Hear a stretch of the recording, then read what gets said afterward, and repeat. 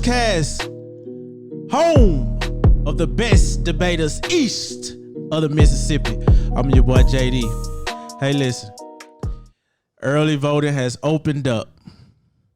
I can't tell you who to vote for, but damn it, you know who you need to vote for.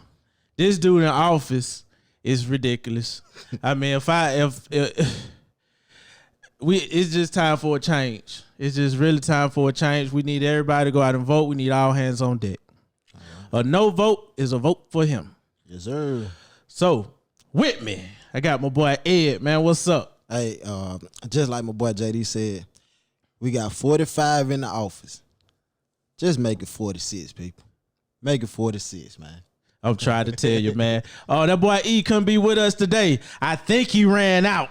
I think he ran out because he knew Alabama and Georgia game were coming up. Ooh. Say it ain't so. Say it ain't so. But we got a big show for y'all today. We got breaking news. We have breaking news. You wouldn't believe who have COVID-19. Leading up to the biggest week of college football. Yeah. Nick Saban has COVID-19 along with the athletic director. But Nick Saban, how big is this? Hey. Hey, man, I don't like that, man. I don't like that. Man, it coming out on a Wednesday, too. Even though I know it just going through all that. But, man, just to hear Saban, man, you can't play the game this week, man. Nah, I mean, I wonder how Georgia fans feel about it. Like, do y'all feel like if you should play the game? If you should play the game, like there's a reason the guy is 21-0 against his former assistants. There's a reason. Like, if Alabama comes out and lose this game, if they play without Nick Saban, yeah, it's like how much do that hold weight? Like that's what to me is like a throwaway game now. Yeah, it definitely is. Like, just when you hear the words, the name Saban, though, man, like, that's the GOAT of college football ever, man. For a game like this, going against Georgia Bulldogs, Georgia's supposed to have the best defense in the league.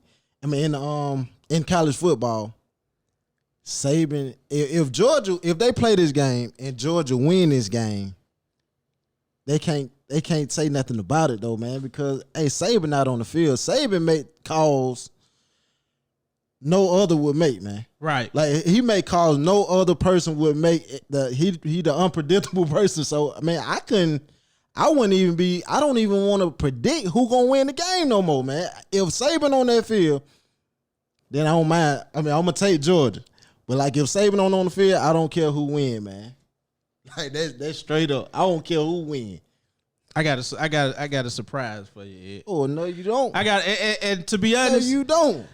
Take away the fact that Nick Saban has COVID-19, whether they play this game or reschedule this game.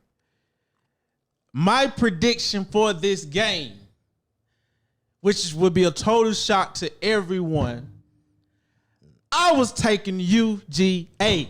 Ain't no way in the hell you take. I would like to know why you taking UGA, though. For one, you don't go against Saban. I don't go against Saban. I know you're not betting on the game then, because you taking Georgia over Saban. So I know you're not betting on the game. I'm not betting on this game. But I hate that E not here, because he would have started yelling when I said that. Hey, listen, I picked Georgia because, like E says, he's never seen a defense like Georgia has right now, which is a lie. Because I done seen a whole lot come through Georgia. Yeah. But Georgia has a tremendous defense. Yeah. You know, I think Kirby, I think this is Kirby's year. I don't know why. I can't tell you why. Because when it comes down to playing a team like Clemson or Ohio State or Alabama, I have my reserves. But just sweeping through the SEC like they do all the time, I have no question about that. I'm pretty sure they're going to do that. But as far as this game, I had Georgia actually winning, man, 28 24. Hey, that's a good score. Hey, but you have Georgia, like you have Kirby Smart. I know you say you feel like this is year right to win the national championship or to beat Bama.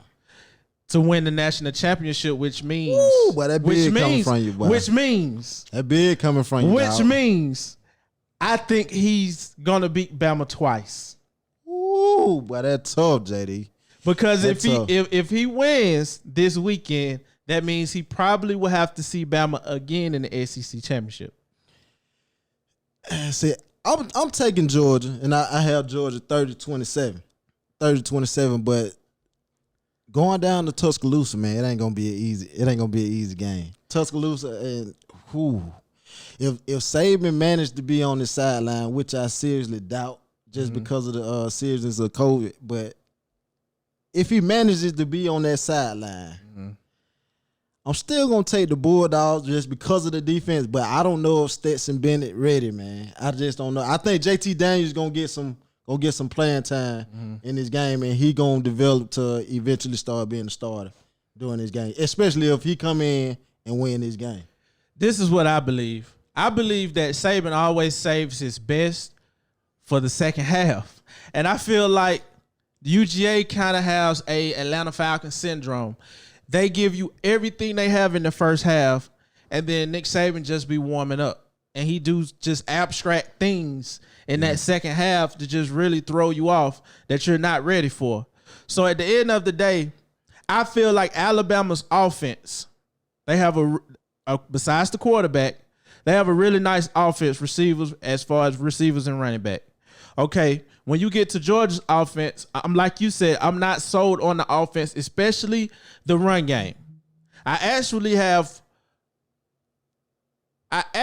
have more confidence in the passing than I do the running game, and that's rare coming from Georgia. Hey, man, you said it then. I agree with you on that. So I don't know Alabama's secondary. You know, I don't feel like they're as good as they normally are. And I feel like Georgia's defense puts the offense in better spots on the field. Yeah. But when it comes down to this game, I feel as though coaching will prevail in the end. And somehow, if Saban plays, I feel that Kirby finally gets over the Saban hump this year. I can see it. But man, hey, so basically, I'm looking at this game as to it's gonna be Georgia offense against Bama defense is gonna determine the turnout of the game. We know what Bama can score points. They have arguably probably some of the best receivers in the game. Georgia had the best defense in the game, so I would say they match up, but the opposite of that, Georgia offense against Bama defense is going to be the key component in this game to me. So if Saban is out, that give Georgia edge right there. Do you have Georgia winning by more than 3 at that point? I'm going to keep it at 3. I'm going to keep it at 3. I'm going to keep it at 3. If Saban is out, I like Georgia to win by 17. But Saban going to be around. He going to be talking to somebody. Coaching. He's still going to be coaching, but he's just not going to be on the field. That's not the same. It's not. It's not the same. It's not the same. But like a halftime adjustment, I would love to say I wish we can talk live during the game so we can be like, hey, look, we're going to see what's going on. If Georgia get out big on Bama, I would love to see how Bama adjusts during that second half. I mean, I just don't know. I really think this Georgia gets over the hump this year and beat Bama twice. So we will see. Speaking of a team in Georgia, the Atlanta Falcons have finally fired Dan Quinn and Dimitroff. I mean, the fans been asking for it for a while now. Yeah. How do you feel about the transition? First of all, JD, you know how I feel about my Falcons, man. You know, I'm a biased cat when it comes to sports with my team. You very. So I'm gonna admit to that. Very. I'm gonna admit to that. But like, I think we should have got rid of Dan Quinn week 2. the loss of the Dallas Cowboys. I just thought that. I mean, Dimitrov should have been gone 2 years ago, first of all. But Dan Quinn, I say week 2, the loss of the Cowboys, man. Like, you can't give up that. You can't give up that. That turnaround right there is just big. And, you know, you just hear the talks about Matt Ryan, of him staying here, you know, I think his time up. I'm a Matt Ryan fan. I'm a big Matt Ryan fan. I think Matt Ryan is done in Atlanta. Hey, look, man, the last 2 games, man, I feel like he been looking old. Like he been looking old playing the quarterback position. Like, and these cats, they younger and they moving faster. Bigger, stronger, and they moving faster. And Matt Ryan looking old playing that position, man. And so right now, you're telling me you would be shopping Matt Ryan. I'll be shopping Matt Ryan right now.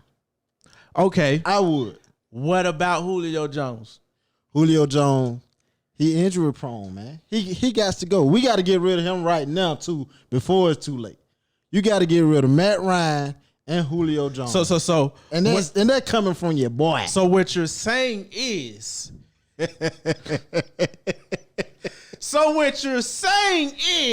you're committing to the tank. I'm committing to the tank. You're committing to the tank. I'm 100% with the tank. So right now you got Trevor Lawrence or Justin Fields in your eyes. Off the rip. Oh man. Off the rip. Hey, you. Well, listen. If we have the number 1 or 2 pick, and we pass on one of them players, either of them players, I'm not a Falcon fan no more. I would be a Falcons fan. I'm not a Falcon fan no more. And that's on everything, man. I'm not a Falcon fan no more. I'm throwing my cards in. I'm burning everything. Well, let me tell you how I feel about it. I done had a lot of, I wouldn't say hatred, but ever since that Super Bowl loss, I really been side-eyeing the Falcons like hell. Like, I still don't understand the Super Bowl loss. To this day, I don't. I'm thinking the mob had something to do with it. Because who just turns into 2 different teams like that? And I know we just known for that. Like, they say I know they say Dan Quinn is a nice guy. You know, he's a very humble guy, and he was well liked, which probably went into the reason he kept his job for the length of time that he did. And that, to me, I'm a little more disappointed in Arthur Blank than I am. Yeah, and he probably was too nice. He was a defensive guy, man. He was too nice. I mean, he deserves to be fired. Dimitrov deserves to be fired because at the end of the day, I don't see the progression in draft picks from Dimitrov. I don't. He comes in with this Patriot type of game plan. He wants to go after the good guys with no motors who only last maybe a year, maybe 2. I don't see, besides Julio Jones and probably 1 or 2 other draft picks, we wasted draft picks on offensive linemen last year when defense was the biggest issue. And how in the hell out of all these years we don't have any depth? Once Julio goes down, we lose. No running game. No running back behind him. We still have Max Sharp behind Matt Ryan. We have no D-line help.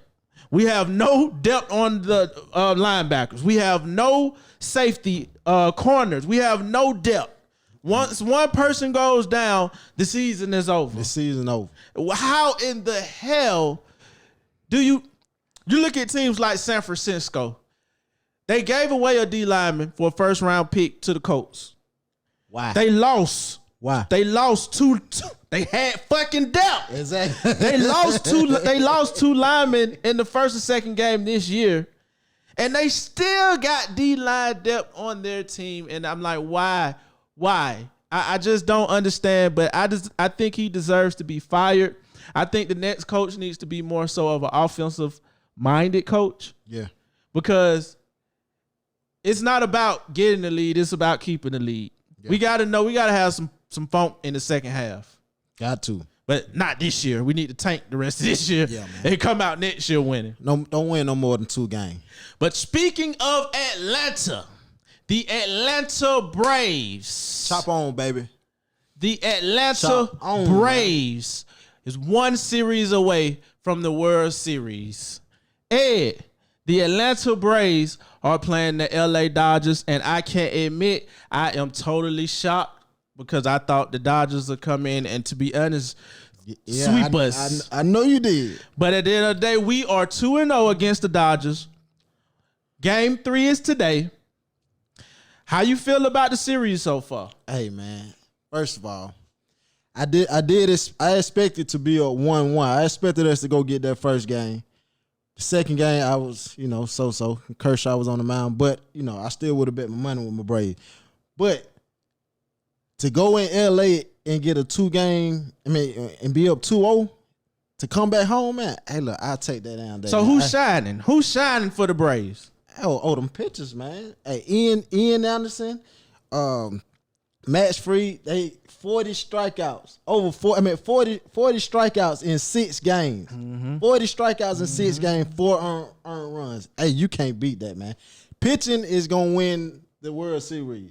And if your team score 5 to 6 runs, you good to go. And the Braves bats by Albies and Freddie Freeman, they getting them bats going later on in the games. I mean we're not starting off getting them bats going, but 6 innings when they get that bullpen, when them Dodgers get that bullpen, yeah. Oh, we rallying that bullpen, man. I mean, we've scored 13 runs in the past 2 games. I mean, we almost gave it up game 2.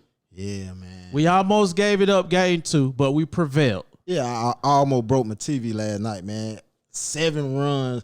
First of all, the error by Albies, man. Like he knew.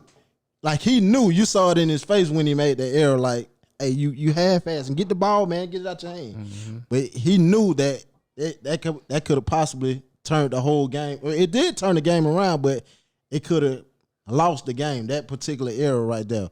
But like I said, the Braves, man, with them bats going like they going. And we got the first 2 pitches. Well, Kershaw didn't pitch. He going to pitch game 4, but we did win a good game on game 2. Ian Anderson and Max Fried, I feel when they pitch, we have to win those games. Like, we have to win those games. So Kershaw been having back spasms, so he was pulled game 1. So they said he will go game 4 against Bryce Wilson. Bryce Wilson will make his postseason debut. So how do you feel about Kershaw going against Wilson? I won't do nothing with that game but just watch it. I won't bet it. I won't bet a dime. I won't do nothing. I'll just watch it. Hope that the Braves can tear Kershaw up. So the Rays up 3-0. So 9 times out of 10, they should take care of the Houston Astros. So if the Braves, hypothetically speaking, if the Braves meet the Rays, what do you think the outcome would be in the World Series? Of course, I'm a Braves fan, so I'm rooting for the Braves, but I see the Braves in 7 games. They going all 7. I think you got good pitching. You got good pitching on both teams, and you got the 2 best hitting teams in the playoffs. But I don't want to jinx myself. We already got a little something going on this series, so I don't want to jinx myself on the Braves going to the World Series. But the Astros not coming back on the Rays. Nah. And we don't want to see the Astros in anyway, just due to the scandal anyway, man, with the cheating. So the hell with all that. The Rays, I give the Astros 1 game, but the Rays definitely gonna be there. I feel like if the Braves make it past the Dodgers, they win the next series in 6. In 6. Hey, that's a good number. Hey, because I feel like the World Series would be easier actually than this series. No, I do. No, I do. Hey, no. Hey, that Rays lineup 1 through 9, man, can hit the ball, man. Like they streaky and they can hit the ball. Oh, so basically, you're telling me that you're only picking the Braves because you're a fan. So you actually believe in the Rays is what you're telling me. No, because the Braves line up 1 through 9 can hit ball. Oh, now the Braves can hit. Oh, I would, man, come on, man. You know I'm right with them Braves, man. You know them Braves get it. Man, keep doing what y'all doing, Braves. We sit here riding with y'all, man. Chop on, man. And as far as speaking of champions, LeBron James and Anthony Davis got it. The LA Lakers to a championship, man. The king, man. Hey, LeBron said, give me my respect. Why is it that they not respecting LeBron? Why do he feel like they not respecting him, man? I'm glad that he said what he said after the game, the post-game interview, man. I'm glad he said what he said, man. And he wasn't playing about it. He wasn't smiling. He was dead ass serious. And I felt the speech, man. Like it ain't too many. I can see Kobe saying something like that. Rest in peace, Kobe. I can see Kobe saying something like that. I couldn't see Jordan coming out like LeBron did though.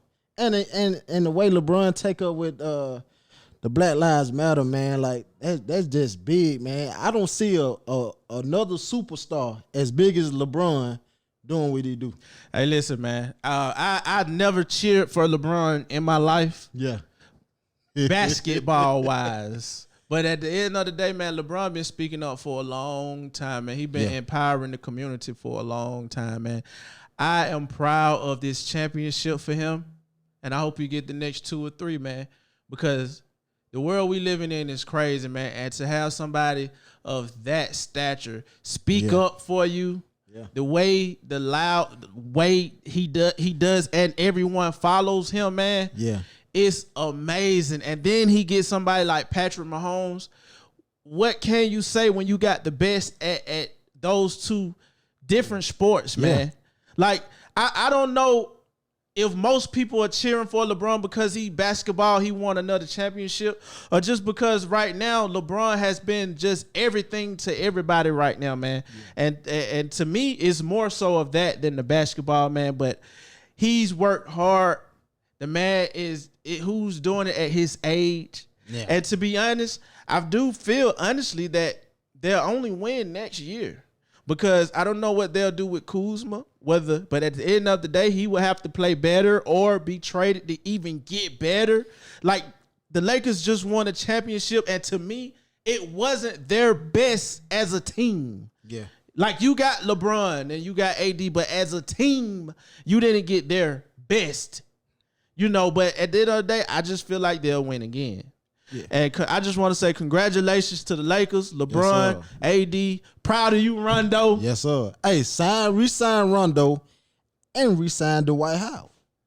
You got to re-sign Dwight Howard. I know they play him as far as situational now, but he's a great piece to have. Yeah, and I think they'll put him back. They'll put him in more with better. They'll just put him in more next year, because he know the system now. So he know what he there for. So he ain't got to worry about that. He got a championship, so he good to go now. And I know this all outside, but I think Dwight Howard is a Hall of Famer, man.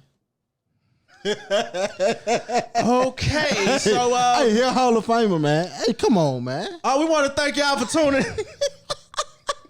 The hell did you talk about some White House? You just spit the whole conversation. You gonna bring us a Hall of Fame. I can't deal with this. Come on, man. Hey, thank y'all for tuning in, man. Follow us on In the Huddle Sportscast on all social platforms, man. All social platforms. Your boy E will be with us next show, man. Tune in to see who won this Alabama and Georgia game. We out.